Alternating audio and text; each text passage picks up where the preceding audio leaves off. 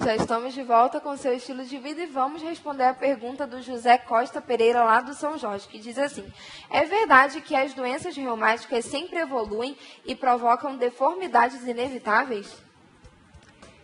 Nem todas as doenças reumáticas evoluem para a deformidade ou a deformidade é inevitável, né? As doenças reumáticas, todas elas têm tratamento. É claro que quanto mais precoce o diagnóstico, quanto mais precocemente instituído um tratamento e orientação, melhor a prevenção dessas deformidades. E nem todas evoluem para deformidade. Inclusive, eu pedi para a nossa produção colocar a nossa tela aqui, porque nós temos alguns exemplos disso também. A artrite reumatoide, osteoartrite ou artrose, todos os nomes são muito complicados, né? São meio, a gente costuma dizer, ao invés de nomes normais, né? Esses são os nomes originais, técnicos, né? A artrite reumatoide é esse mesmo, a osteoartrite e a artrose, que as pessoas conhecem. Tendinites são processo inflamatório das partes moles, que envolvem, estabilizam as articulações, são os tendões. São muito comuns, às vezes são processos transitórios, às vezes podem ser decorrentes de um impacto, de um uso excessivo e abusivo da articulação. Tem tratamento, geralmente melhoram, às vezes cronificam, mas tem uma evolução mais benigna. Gota é uma doença inflamatória mais comum no homem, né, a partir dos 30 anos, tem muita relação com a ingesta de bebida alcoólica, de excesso de consumo de proteínas, e é uma doença metabólica que tem tratamento. Osteoporose já foi bem discutida. O lúpus eritematoso sistêmico é uma doença reumática, autoimune, de fundo autoimune, que precisa ser acompanhada, tem tratamento, tem várias formas de apresentação do lúpus, né? As pessoas comentam muito e falam sempre que é uma doença muito grave, ela tem apresentação grave, pode se apresentar como uma doença mais branda e que tem tratamento de todas as formas. Espondilite anquilosante nós comentamos, ela tem essa característica de comprometer a articulação da coluna, das sacroiliacas, mais essa parte central da coluna, e podendo também pegar as articulações periféricas. A fibromialgia é uma doença bem comum, bem comentada nos últimos anos, que é uma causa muita dor muscular crônica, tem muita relação com distúrbios emocionais, distúrbios do sono, diminui muito a qualidade de vida, porque o paciente sempre sente dor difusa, é uma dor constante, uma dor crônica. No entanto, ela não é um exemplo que não vai evoluir com deformidade, com incapacidade, porque, na verdade, ela não tem esse potencial de gravidade, mas ela é bastante limitante pela dor que causa. A forma de diagnosticar cada uma dessas doenças é diferente? É bem diferente, vai de acordo com a queixa clínica do paciente. Na verdade, o diagnóstico, a investigação diagnóstica, ela se faz muito pelo que o paciente nos refere, nos relata, né? Muitas vezes ele vem com uma sacola de exames, e o exame na reumatologia, ele não é ele é importante porque é um complemento, né? Mas não é tudo. Então, vai depender muito daquilo que o paciente refere, de um bom exame físico que se realiza, de se encontrar alterações inflamatórias, aonde essa inflamação está localizada, porque cada doença tem um perfil de comprometimento articular, né, da faixa etária do paciente, e aí sim nós pedimos os exames. Existem exames mais básicos, gerais, que vão avaliar se existe um processo inflamatório ou não. Algumas precisam de marcadores no sangue, marcadores anticorpos específicos, que mostram se é uma doença autoimune ou não. Às vezes um raio-x, um exame mais detalhado, como uma ressonância ou densitometria óssea. Então vai depender muito da queixa clínica e do achado no exame físico para a gente pedir os exames necessários. A Ana Lima, lá do Curado, diz que o exame dela mostrou que tem fator reumatoide positivo, e ela quer saber o que isso significa. O fator reumatoide é um marcador sorológico, né? Na verdade, a presença de um autoanticorpo, que ele está mais relacionado das doenças reumáticas à artrite reumatoide. Então, quando eu falei em artrite reumatoide, que tem o seu marcador sorológico, na maioria dos pacientes, em torno de 80% dos pacientes, vai ter fator reumatoide positivo presente no sangue. E existem os pacientes que têm a doença e não têm esse marcador, né? O fato dela ter fator reumatoide indica que isso vai ter que ser associado a alguma queixa. Na verdade, tem pessoas que têm marcador para doença autoimune, tem o fator reumatoide, às vezes tem até um FAM positivo e não tem doença. É uma característica, alguns processos no nosso organismo, eles podem fazer positivar esses marcadores sorológicos, às vezes uma infecção viral, um outro processo, ou às vezes você é portador, você tem essa presença desse marcador e não necessariamente vai ter a doença. E também o marcador ele pode estar relacionado a outras condições, algumas infecções, algum outro processo que tenha feito positivar, às vezes, transitoriamente esse marcador. Então, se ela tem o fator reumatoide, eu não sei o motivo que foi solicitado, mas se há uma queixa de dor e tal, o médico, de preferência o reumatologista, que é o especialista para avaliar, ele vai ter que fazer um bom exame físico, uma boa investigação da história clínica dela para associar a presença desse marcador sorológico para, a partir daí, definir se ela tem ou não uma doença reumática, no caso, a mais relacionada a ele, a artrite reumatoide. Por conta disso, para fazer um diagnóstico, por exemplo, da artrite reumatoide, são postulados critérios variados que a pessoa tem que preencher para se fazer um diagnóstico, justamente porque um exame positivo, ele não define a doença. Você precisa ter outras alterações. Quem tem reumatismo tem obrigatoriamente que usar cortisona, Cláudio Santos?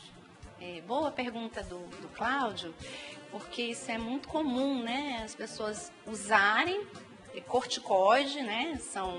Os corticoides são antipotentes anti-inflamatórios hormonais, que têm ação, dependendo da dose, ação autoimune, ação anti-inflamatória e causam uma série de efeitos colaterais, mas são um importante aliado no tratamento de várias doenças reumáticas, porém nem todas. Os corticoides, eles são muito utilizados em algumas doenças reumáticas, especialmente as autoimunes, e as muito inflamatórias. Mas eles não são a única opção de tratamento, eles são um recurso em que a gente utiliza para controle mais rápido da doença. Alguns pacientes precisam realmente usar, alguns precisam usar por um tempo mais prolongado, em situações em que o benefício que ele vai causar supera os problemas que ele também pode trazer, e são problemas que podem ser amenizados, evitados, quando esse acompanhamento, esse uso é dirigido, direcionado por um bom especialista. Mas nem toda doença reumática precisa do uso do corticoide, e é muito comum a pessoa que se automedicar. Nós observamos isso muito na nossa prática, infelizmente. Está com uma dor articular, às vezes não consegue acesso ao médico, às vezes fala com o vizinho, vai no balcão da farmácia, e aí é um balconista que atende, e é muito comum recomendar um corticoide, geralmente de uso injetável intramuscular. É muito fácil isso acontecer. E isso, a longo prazo, pode causar doenças mais graves do que aquela que motivou o uso da medicação. Eu sinto dor no meu corpo todo. Socorro. O que devo fazer? Oh, meu Deus. Existem várias situações que podem causar dor generalizada no corpo. Existem doenças reumáticas, como a fibromialgia, que foi mostrada aqui na sua tabela, que é um exemplo de doença que pode causar dor difusa, generalizada, crônica, mas não é só a fibromialgia. Existem outras condições não reumáticas que podem causar dor no corpo, como, por exemplo, as doenças da tireoide, são comumente causa de dor muscular, doenças neurológicas, condições outras físicas, de estresse, enfim. Então, quem sente dor no corpo todo tem que ser investigado. Pode ser uma doença reumática, pode não ser, e merece uma investigação, uma avaliação. Reumatismo dá em jovens? Como prevenir? Essa mensagem é do Nafer. Bom, Nafer, como eu falei, as doenças reumáticas, elas não são exclusivas dos idosos e dos adultos. Elas podem surgir em qualquer fase da vida, Existem as doenças reumáticas, inclusive, da criança. Tem paciente que a gente acompanha desde 8 meses de idade, Às vezes até doenças mais graves, doenças que precisam de imunossupressor, outras doenças nem tanto, mas que precisam de alguma intervenção e alguma orientação. Então, não é não é exclusivo dos adultos ou dos idosos. E uma forma de prevenir de uma forma geral, como, por exemplo, prevenir a osteoporose, garantir uma boa alimentação, a ingesta de leite, derivados, atividade física e quando a criança ou o jovem apresenta uma dor, alguma alteração, limitação da função, do alinhamento dos ossos, da articulação, é procurar um especialista, um médico e fazer uma avaliação. O Arlen da Alvorada 1 pergunta assim: minha avó de 89 anos sente um forte calafrio nos pés. Como ela pode resolver esse incômodo? E eu gostaria, inclusive, de aproveitar e agradecer pelas participações, porque realmente estão chovendo perguntas e nós agradecemos muito, nós gostamos muito da interação de vocês e é interessante que nós possamos fazer perguntas que vocês queiram saber. A gente responde, né, e tira as dúvidas muito mais fácil quando nós temos conhecimento em relação a elas. Então, muito obrigada e continuem participando. Bom, com relação ao calafrio nos pés, né? Então, uma senhora de quase 90 anos, existem várias causas para sentir essas alterações de sensibilidade nos pés, né? As doenças reumáticas, elas podem causar dor, limitação, mas existem outras condições também, como as doenças circulatórias, né, alterações neurológicas e circulatórias, que podem acometer um idoso, especialmente se esse idoso é portador, já é mais comum nessa faixa etária, ser portador de doença como um diabetes, ou dislipidemias, as placas de ateroma na circulação periférica, alterações vasculares que conferem algumas sensações diferentes de formigamento, de frio, de calor, às vezes alterações neurológicas que devem ser investigadas. Cigarro pode provocar reumatismo, Glória Santos? O cigarro, o hábito do tabagismo, né, ele tem uma participação importante no aumento de risco para a osteoporose. Esse é o primeiro que me ocorre. E em várias situações, de uma forma geral, é um hábito que causa muitos problemas à saúde, mas é um fator de risco importante, já assim posso adiantar, para a osteoporose. Bom dia, gostaria de saber o que é espondilose e se tem cura. Bom, espondilose é uma alteração, quando você fala espôndilo, né, tudo que tem espôndilo é referente à coluna vertebral. Então, você tem um alinhamento, que é o alinhamento correto da coluna, né, e você tem as curvaturas fisiológicas, que são as normais da coluna. A nossa coluna vertebral, ela não é como um cabo de vassoura, uma coisa reta, ela tem curvaturas que são anatômicas e que devem ser preservadas, porque isso confere um maior equilíbrio, né, de todas as funções da coluna e dos órgãos e da outra estrutura óssea.